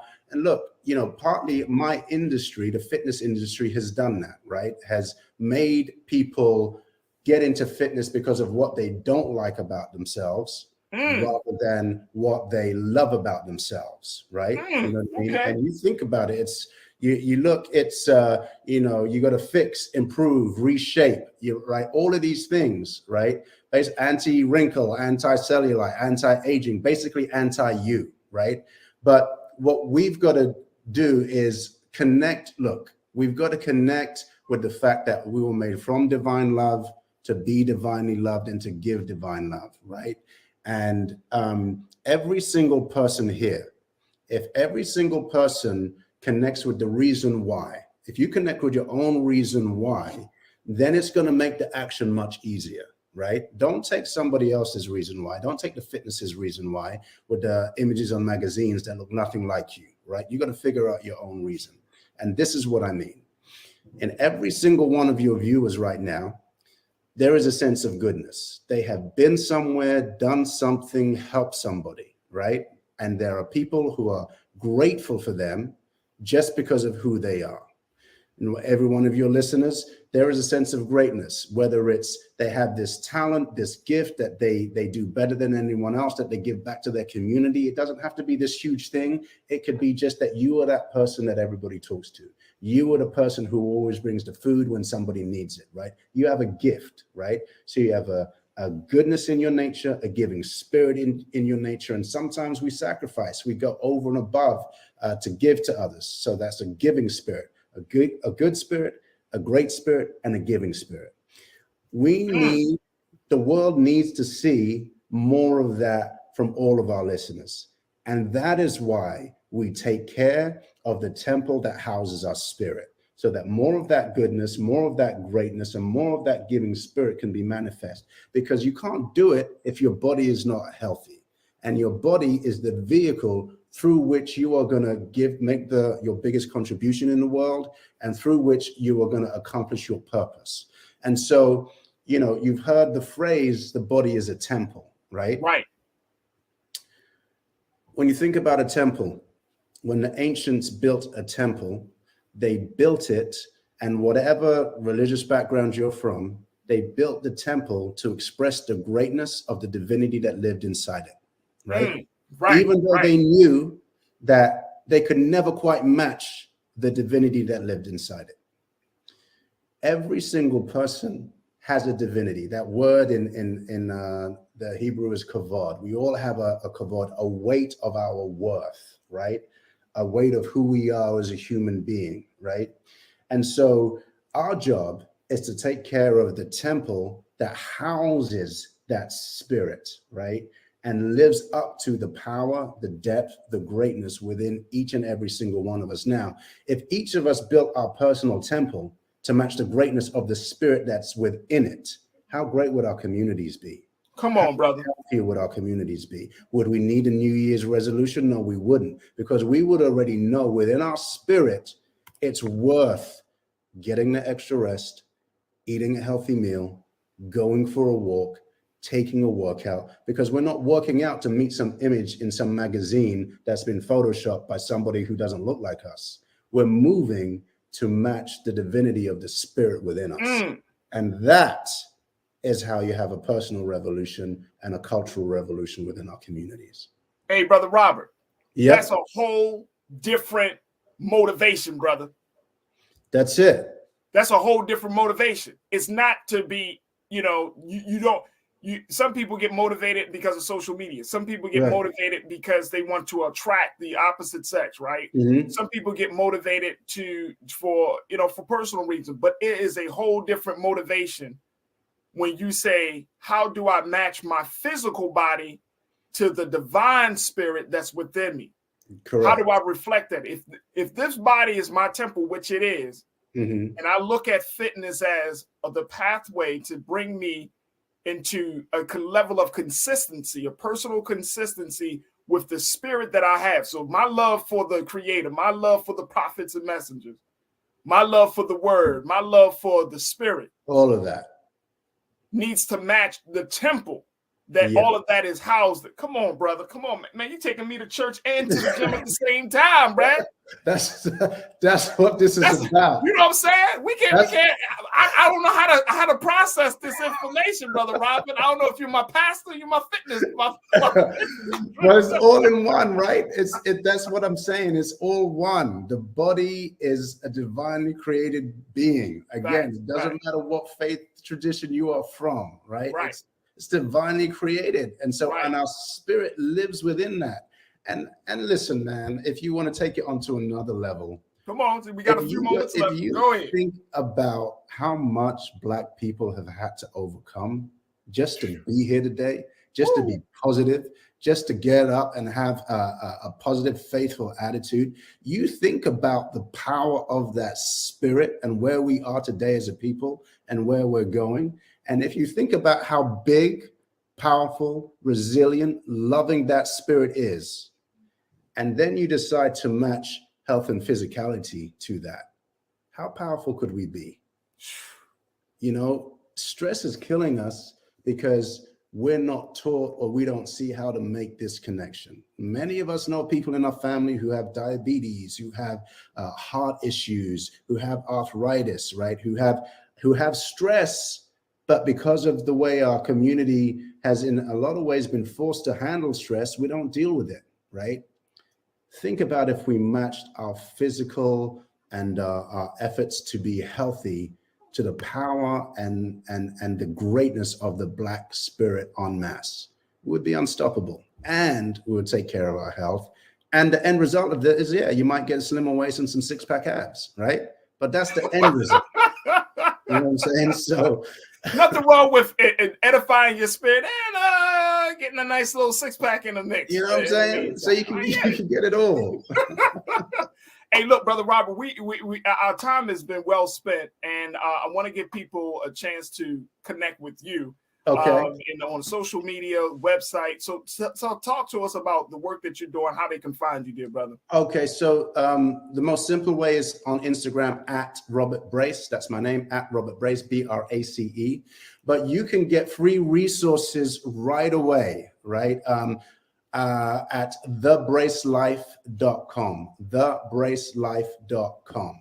You can get free resources there.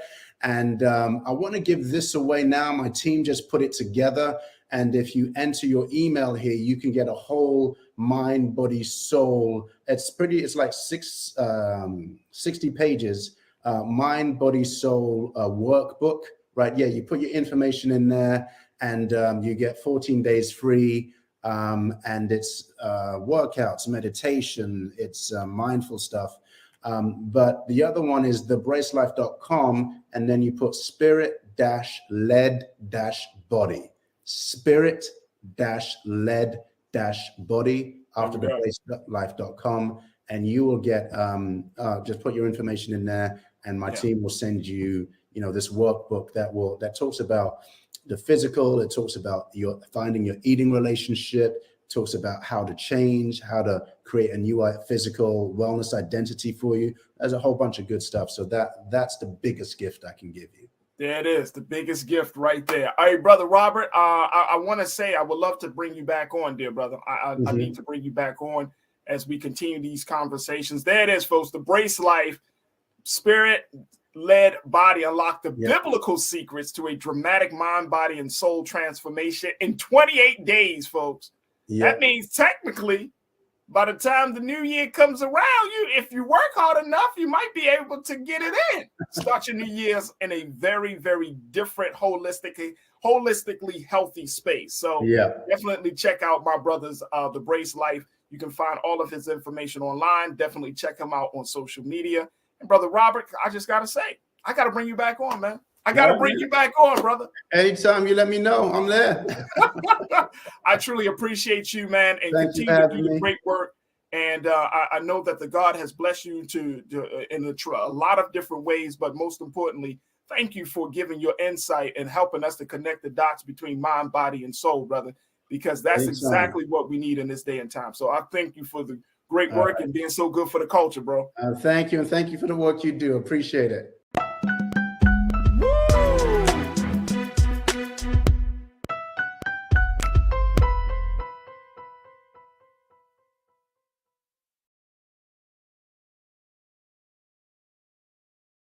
Black Star Network is here. Oh, no punch! I'm real revolutionary right now. Thank you for being the voice of Black America. All momentum we have now, we have to keep this going. The video looks phenomenal. See, there's a difference between Black Star Network and Black-owned media and something like CNN. You can't be Black-owned media and be scared. It's time to be smart. Bring your eyeballs home. You dig?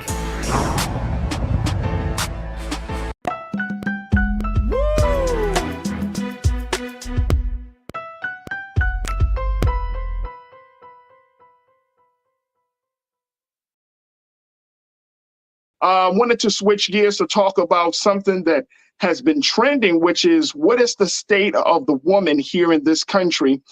This past Friday, a group of organizations that are dedicated to the issue of abortion and reproductive rights and other issues that affect women all over this country decided to make moves to call for a day without us. Take a look at this, folks, because this is something that was highlighted in the root. Can you imagine a day without the work of Black women? No, I cannot. The Day Without Us campaign wants us to try. I don't want to try. I do not want to try imagining a day without my sisters. And so we wanted to talk a little bit more about this campaign because it's so important that we look at these things, not just from a political space, but really understand the value and the importance of the woman's work, the woman's speech, and the woman's presence as relates to the issue. So we're joined by Dr. Avis. Dr. Avis, who you've seen, guys, on Roland Martin Unfiltered. This sister is a phenomenal sister, and she's been talking about a number of issues. She's one of our political analysts here on Black Star Network.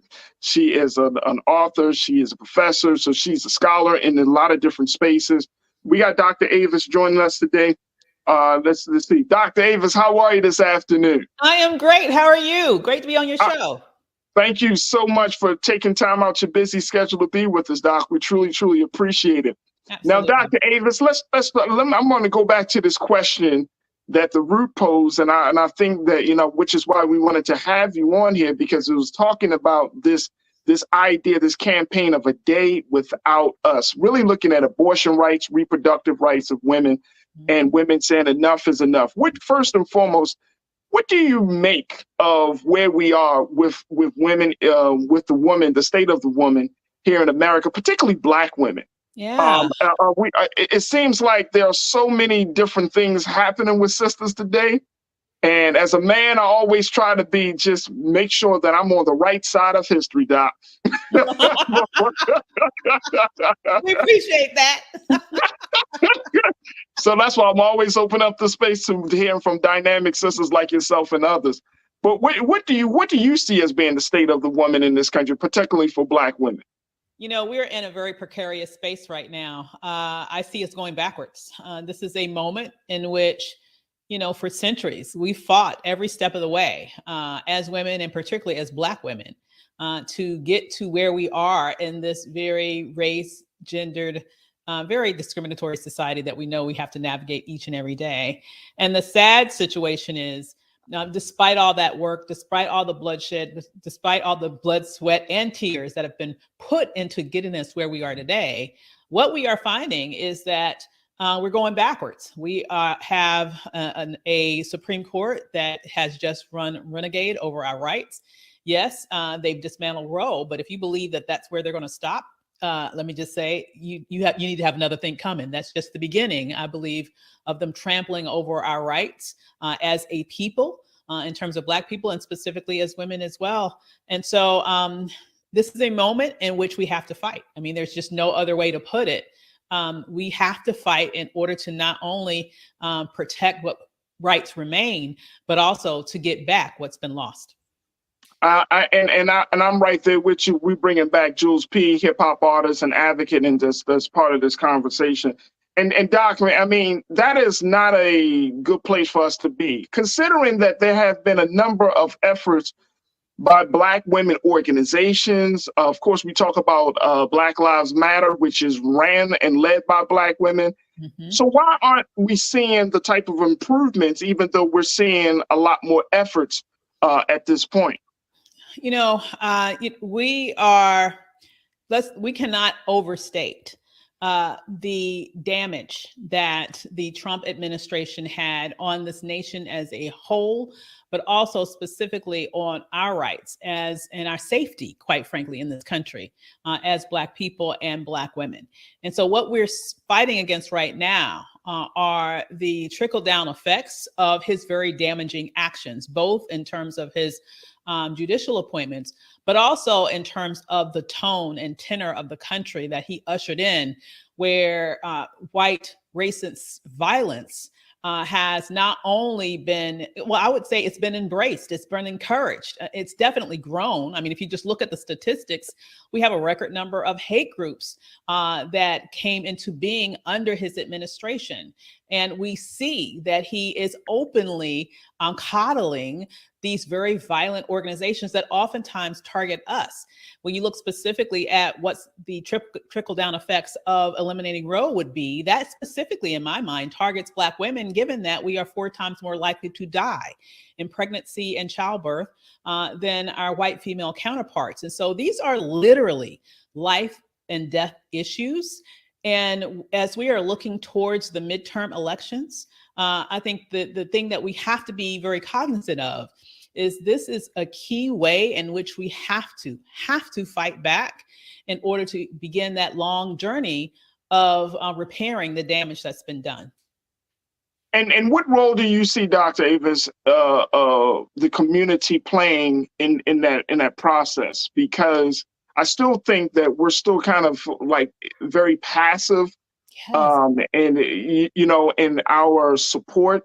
And, even for men, I think that, I know that there are a number of brothers in the community who are like, yeah, I support, women's rights, reproductive rights, equal pay, all of those things. But I still feel like we're still the minority, right? You know what I mean? That there hasn't been a full blown out effort by the community. And I've even seen some women pushing back on certain things, and surprisingly. So I'm like, wait a minute, as a community, we need to have some real conversations before, we can talk about policy, before we can talk about, law. The fact is that in our culture, we haven't reconciled on where we stand to help other women get further ahead. Are you seeing that same dynamic? I definitely am. It's really, honestly, it's sad for me to see the amount of fracture between, in many instances, I would say just Black men and Black women in our community right now. It is disturbing, to say the least, to see a lot of hate-filled conversations that I am seeing openly on social media. It is tragic. It is sad. And I want people to really think about this. Who does it benefit to have us fight each other like this? Think about that for a minute. Who does it benefit to have us hating each other in the way that I am seeing it, with the language that we are throwing at each other, both men and women, specifically in the Black community. What is going on? Why do you think that has happened? I'm not, ancient, but I'm old enough to know, to remember a moment when there wasn't this vocal, this loud and overwhelming animosity between us in these public spaces like this. Yes. And so it makes me wonder if there has been some specific targeting of messaging to the Black community, specifically to disunite us in this way, because when we are not together, when we are not unified, when we are fighting each other, that leaves the door wide open for other people to come in and do whatever they want to us, and we will not even notice that it's going on. Oh, absolutely. Oh, absolutely. And I would have to agree, Doc, that I would say within the past 10 years, the level of vitriol that we see communicated from men to women and women to men is it gets so bad. And I remember having conversations about men and women, relationships, and even, running a household. It's getting down to this issue of pointing blame. Yes. And I'm like, where do we, and it's hard to even on a space like this, it's like, I don't even want to have those conversations without having an expert voice, just simply because we got into our heads so many crazy thoughts about each other that it's like we need somebody to buffer or to help to debunk some of the mythology that we see that we have about each other. And I'm like, this is where did you get this from? And when we're looking at women, the value of women, this is going back to this campaign of A Day Without Us. Mm-hmm. And Keena, I want you to pop up on the screen, bro, just a little bit about what was reported in the Root as it relates to this day. Take a look at this, folks. When you're talking about A Day Without Us, this is an event that was, this happened again last Friday. Black women from several reproductive and racial justice organizations are challenging Americans to put down their work and come together for a collective day of action that they call the Day Without Us. An event which is being organized by advocates at the Frontline, Netroots Nation, and several other national advocacy partners also marks the 46th anniversary of the Hyde Amendment. And for those who don't know, the Hyde Amendment blocks federal Medicaid dollars, along with all other federal funds, from going towards abortion care, meaning Medicaid recipients have to pay out of pocket for care. Many Black reproductive advocates argue that keeping Hyde in place makes abortion care costs prohibitive for low-income folks who simply can't afford the hundreds or even thousands of dollars in out-of-pocket costs for abortion care. So when we're looking at some of the big policies, it's hard. It's hard for us to even get to that place if we don't find some consensus among each other first. And absolutely. I don't know how to do that, Dr. Davis. I really don't. I don't know if we just need to have some more guided conversations about this, because, or if it's a matter of generation, because you got 25, 30, 35-year-old Black men who say, man, all these women are a bunch of this and that. And all these young ladies, like all these dudes or N-words are a bunch of this and that. Like, I don't know how we can even get to that place of talking about keeping the Hyde Amendment in place if we can't even see the value of ourselves just from personality. Oh my God, that's so true. And that's what makes this moment so potentially tragic. Well, not even potentially, tragic in my eyes. Because you might recall, you remember the studies that showed, for example, in the election that actually resulted in Donald Trump sliding into the White House, there were some studies that was done after that talked about all the money that was injected in that campaign from right-wing entities here in the United States, as well as even from Russia, specifically targeting the Black community with messaging that was meant to make us think that the person online was actually a Black person, but it wasn't. And that person, and they were targeting us with messaging to make us not want to vote at minimum, or make us vote for Trump. But the main thing was to make us not vote. They wanted to suppress our vote. And it was a very effective campaign. They spent more money on the Black community trying to suppress our vote than on any other community. For example, than they spent on the white community trying to get them to get out to the vote, for example, for Donald Trump. Now, here is why I'm bringing that up. As I alluded to, these types of vitriolic leanings, to me, they are a somewhat recent phenomena, you know, and it's tied to so much in our culture, but it makes me wonder, it makes me feel like we're getting played. Are we not seeing the same? Is it possible that the same sort of activities can be going on right now, injecting, if it's not complete trolls like was the case, or bots like was the case previously, are people being paid to inject specific vitriolic venom in this space, one against the other? Because what you said is absolutely correct. When we are busy fighting each other, name calling each other, hating literally each other, then guess what? They get to run amok in terms of all of their policy goals that they have, that they're going after. And you're exactly right. How can we unify around helping poor women be able to access reproductive freedom and reproductive justice if we sit in here calling each other every name but, you know, child of God, as my mom would say? You know, it is crazy to see what's going on. I mean, I was speaking to my assistant about this the other day. I feel like right now we are under attack as a community. We are at war, or we have entities that are at war against us, but we don't even realize it. And you can't even win a fight if you don't know that you're in a battle. You can't win the fight if you don't even realize you're in a battle. And my fear is that right now we are in this battle and we don't even know it. And that means that we're going to lose. Absolutely. Absolutely. Jules, I want to bring you into this conversation as well, and share your thoughts. Pose your questions to Dr. Avis Jones, the Weaver, who has always talked about these issues on Roland's show. But, you know, looking at the big picture, Jules, we got a lot of work to do. And it's important that Black men stand in support of Black women, not just in words, but in deeds as well. Right. So a couple of things that Dr. Avis brought up, and I think they were key. So when she started talking, I started thinking about coming from different communities. So a former community I lived in the city, it's like when you look around, all you see are liquor stores and you see, you know, corner stores. Those are the type of things that are trying to implant into that community to keep that community doing what it's continued to do, so it doesn't focus on trying to get out of that situation. And that's the same thing I feel like it relates when talking about women's rights.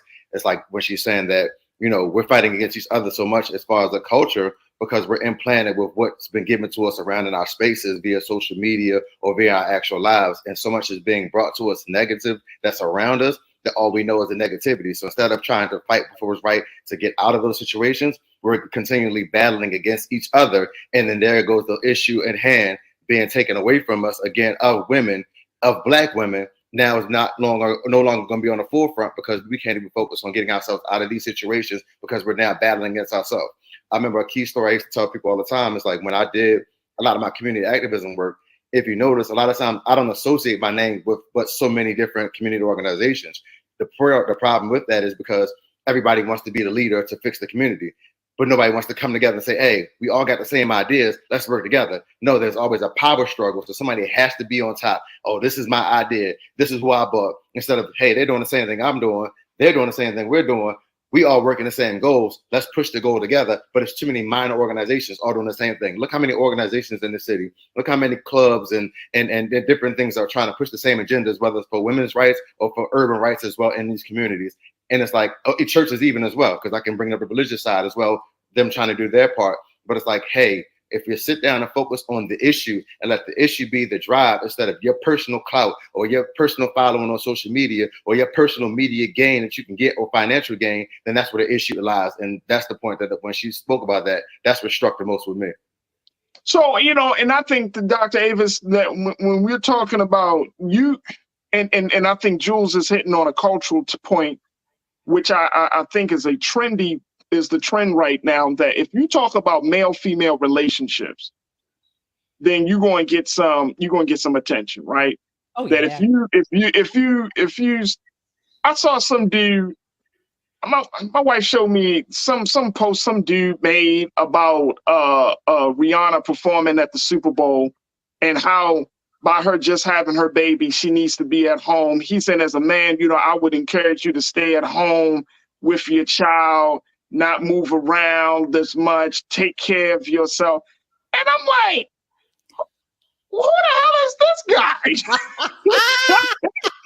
You just some random black man telling a sister as if women never worked while they were pregnant or didn't go back to work after they gave birth in a very short period of time. Don't jump around, don't, sister, you should be home. I'm looking at this guy like, boy, you on the wrong side. And boy, did the internet light his ass up. I ain't seen so many black, but then a thought to me came to my mind was like, dude is just trying to get some he was just trying to get some clout, right? And here's the problem. You are going in on your sister. Yeah. And Doc, you asked this question, what do we gain? You really gain nothing. Oh my God. We really gain nothing, right? Exactly. And when I see those and I see posts like this all the time from black men. I see posts, crazy ass posts from black women about men. And I'm thinking to myself, man, we really going in the wrong direction because the enemy of our rise is looking at all of this. Mm-hmm. And you said it. And so so people don't think it's a conspiracy theory for me, Doc. You said it. You said something must be going on where ideas are being introduced into the conversations, whether it's in a social media post, whether it's in meetings. Something is going on to disrupt the unity of black men and black women. Something is legitimately going on. And I think that we as our people, and this is why we have the show, we have to recognize when somebody trying to sow a seed of dissension among the family. Yes. Yes, we sure do. I mean, come on now. If we know just a little bit about our history, okay, then we would know, when has there not been a moment? I mean, it just came out the other day about how the FBI had been, in essence, spying on Aretha Franklin for 40 years, right? All the way up to, all the way up to, I think it was 2007. I mean, this is very, very recent. So what I'm suggesting here is, when have there not been outside forces attempting to redirect our narrative from within, from infiltrating us, right? And making us to think the way that they want us to think in order to cause internal dissension. The whole point of COINTELPRO was not only to murder people, but also to cause internal dissension, right? And I just want people to understand that hasn't gone away. And it's beyond even the old system, and it's beyond the FBI. I'm gonna be perfectly honest with you. That's why I'm suggesting that. I think about my parents. I think about that generation. I don't even have to think that long back. I mean, I'm just thinking about old school hip hop, like my era of hip hop in the 1980s, for example. That's how old school. That's a real old school hip hop. So, in that moment, even if you're just talking about hip hop and how what the focus was, what we talked about, the focus on history, on improving our self-esteem, on knowing who we are, on respecting one another as men, as black men and black women, and the very intentional shift in the direction of the music and the messaging that was then infiltrated into our culture from that very intentional shift. And you think about so many things that have happened since then in terms of what's going on in social media. My suggestion is we do have to be more discerning about the what we are hearing in these public spheres, and then be able to critique who benefits from us believing this. And when you start to think in that way, then you can have a more critical eye at the information that you are being spoon-fed, and be more selective about what you value and what you don't pay 1 second's notice to, so that you won't get caught up in that system of hurting ourselves so that other people can win. Well, I see a couple of things, and Jules and Doc, I would love to get your take on this. One is, I think now we're at a place where Black men have a different value system than Black women. We're seeing things differently as it relates to community, as it relates to family, as it relates to ourselves. So our value system seems to be misaligned from each other. The other thing is, we're seeing that because, and I've been wanting to talk about this, Dr. Avis. There's been a recent book that's come out called Of Boys and Men.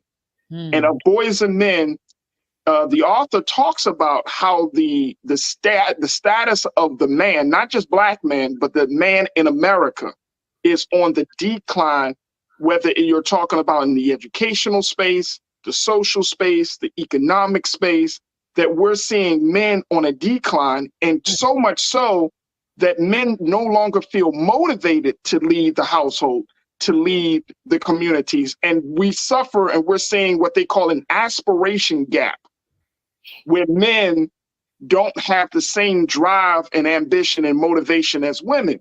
So I'm seeing all of these things in play, and I'm thinking to myself, Dr. Avis and Jules, like, that just goes to show us the misalignment. We got the values issue. Now you got men who the country is looking down upon, not just Black men, because white men are suffering too, right? Latino men. But we're seeing that men and manhood is under, for lack of a better word, is under attack, so much so that men just don't want to be men no more. Men don't want to be the support. Men don't want to be the backbone. Men don't want to be the foundation. And so women have to step up to lead. Women have to say, I want autonomy of my body. Women have to say, I want to be paid more, without the voice of a man behind them. And I'm wondering, with this trend going, are we going to see a different America in the next 10 to 15 years? We often talk about the idea of a woman not being president, but I can see that happening. I can really see that happening, because people are losing faith and hope in men. Interesting. Jules, what's your take, bro? You ready? Because I'm ready, Jules. I'm ready. Okay. So I hear about it all the time, and I see it often. So preface myself, my comments are just pertaining to me and my spaces, so nobody take offense. I came from a Black woman. I was raised by a great Black woman. I have a great father. Let's not take nothing from that. But I grew up in a single parent household. So my mother did a lot to make sure that I was on a straight and narrow to get to where I had to get to in life, to the stage now. Because I'm on the culture. So obviously I got some little intellect to be on the show to talk and discuss and a myriad of topics, whether it be politics, sports, women's rights, whatever. I can talk it because of what I was raised by, what I was seeing, and what I seen growing up. The conversations that I hear a lot of times in this day and age, and I'm sad to say, but I'm going to say it, is about the lack of the power of the respect of the man. The men now are soft. SAWFT, soft. Okay? And that's what Black women have to deal with on a consistent basis. They don't want to work. They don't have no ambitions. They don't want education. Some not even raising their children. And that's the problem that's keep on happening. And that what's happening is you're having more and more generations create more and more soft men. So there's no more masculinity in the man because it's being taken away from us on both sides of the argument, whether it's from the men being raised in their communities or from the argument of, from what we're looking at a political state or day and time and age now where, the masculine man is not the dominant now because you have so many different types of genders and things going on and agendas being preached in the forefront of social media and culture right now. So there's so many different ways that a man is being broken down, whether it's from the household, from his community, or from the actual state of the world. So now that they're trying to find an identity and they've been the problem finding the identity, a lot of them are so, men are short-minded when it comes to some issues like this, that they're just going with what they see instead of trying to get the information and gain and research to be better, do better, and provide better, to be the providers that we're supposed supposed to be and take care of the responsibilities that we're supposed to take care of. Simple things like taking out trash or dumb things like that you won't even do, but you stand in a woman's house for 20, 30 days straight, not doing nothing but sitting on your behind. But, you know, I'm sorry. Jules, calm down, brother. I'm sorry, Culture. I've been on one today. I'm sorry. Hey, look. If you soft, SAWFT, if you soft, don't come over here in this space. No, but I hear you, Jules, and I feel like Dr. Avis, that because of this cultural space that we find ourselves in, it all leads us back, just going back to where women stand on these issues. Yeah. It's all opening the door for women to be under attack. Yeah, indeed. I mean, I think about, for example, oftentimes Black women are criticized for being, in essence, too strong, like the strong Black woman, and too independent, all those things. And therefore, we're not perceived as very feminine, for example. And I think the larger point that was made here is that, you know, we are who we are because this is who we have to be to survive, period. And it's you know, that comes from a history of, you know, being right beside you all, being right beside our men, you know, in the fields, in those spaces where we've been the brunt of the whip, just like you, right? And so we have built up this strength that, unfortunately, I believe sometimes we're attacked for being who we've had to be to survive. And not just for us to survive, but for us to be able to make sure that our children survive, for us to make sure that you survive. We couldn't be the dainty little feminine woman that maybe a white woman could be. If we were that, there would be no Black people in this country right now. I'll be perfectly honest with you, because we would have been killed off, okay? We had to be who we had to be to survive. And all that I ask as a Black woman is that we are not castigated for being that. Is that we are recognized, and, you know, recognized for being that source of sort of strength that makes sure that our family is here, that our family lives, that our children are able to, you know, have their future, and be recognized for that and not be castigated for it. I think that, to me, is a minimal ask that I would like to see, a respect for who we are and who we have been and who we continue to be in order for us to live and thrive in this nation.